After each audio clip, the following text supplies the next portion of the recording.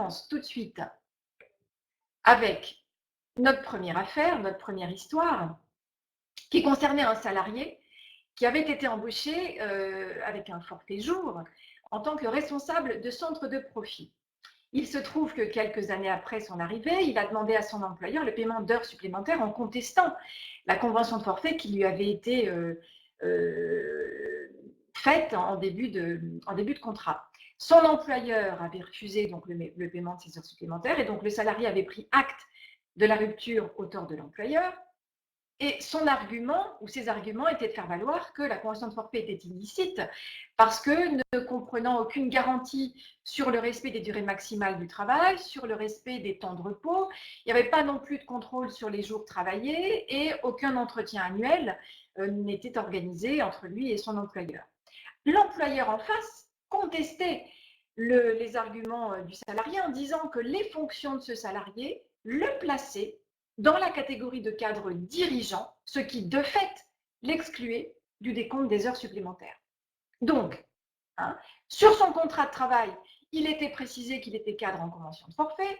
Le salarié demande l'annulation de cette convention de forfait, le paiement d'heures supplémentaires. Il y avait quand même environ 120 000 € en jeu dans l'histoire, en tout.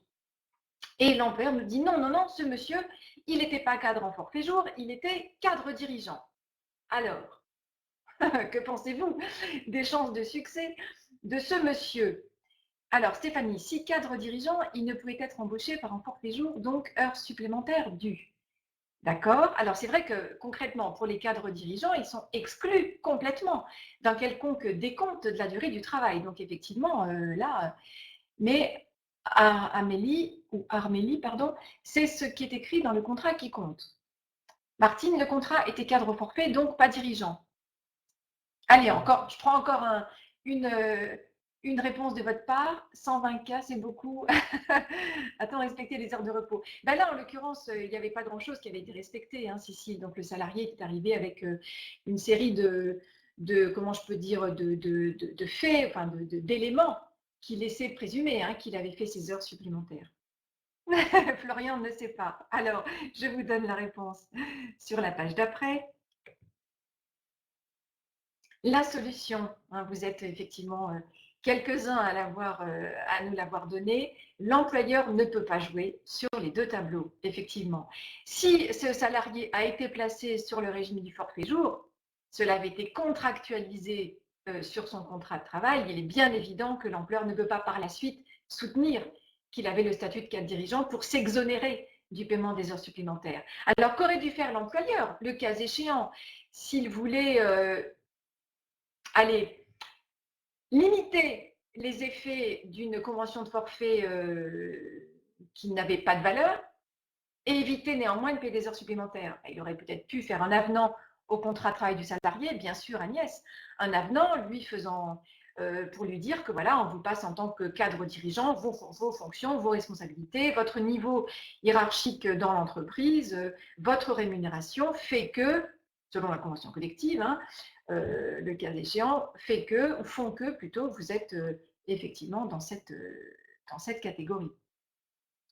Alors, Corinne, on paye des heures sup à un cadre au forfait? Non, bien sûr que non. Corinne, par définition, lorsqu'on est cadre au forfait, il est bien évident qu'on sort du décompte des heures supplémentaires parce que votre temps de travail n'est pas compté en heures, mais il est compté en jours. Et donc, tant que vous ne dépassez pas le nombre de jours prévu à votre contrat, tout va bien. Et il est vrai que néanmoins, pour les cadres en forfait jour, l'employeur doit quand même garantir à ce salarié une durée maximale de travail, le respect des temps de repos, il doit garantir qu'il y a au moins un entretien individualisé qui va être fait dans l'année avec le salarié pour justement faire le point sur la charge de travail du salarié.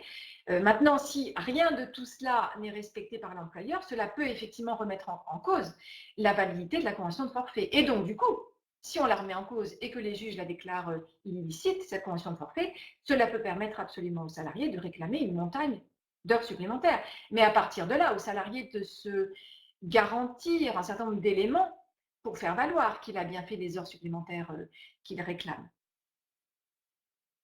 Voilà.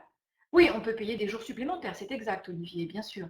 Mais là, la question concernait les heures supplémentaires. Donc là, dans l'histoire de ce salarié, il a réussi à faire valoir que son forfait jour était illicite, que l'employeur n'a pas respecté les garanties qui était lié au forfait jour. C'est compliqué l'histoire des forfaits jours, hein. Il y a énormément de contentieux en puissance dans les entreprises par rapport au forfait jour, parce que les employeurs n'ont pas encore, pour bon nombre d'entre eux, tenu compte des nouvelles mesures prévues, notamment dans le Code du travail, et qui les prémuniraient contre des risques de requalification de leurs sanctions, des conventions de forfait en rien du tout.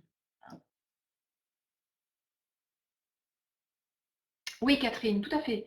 Le salarié peut demander effectivement qu'on lui rachète des jours travaillés. Tout à fait, tout à fait, tout à fait. Mais là, ce n'était pas la question. Là, concrètement, on était vraiment sur une histoire de convention de forfait illicite.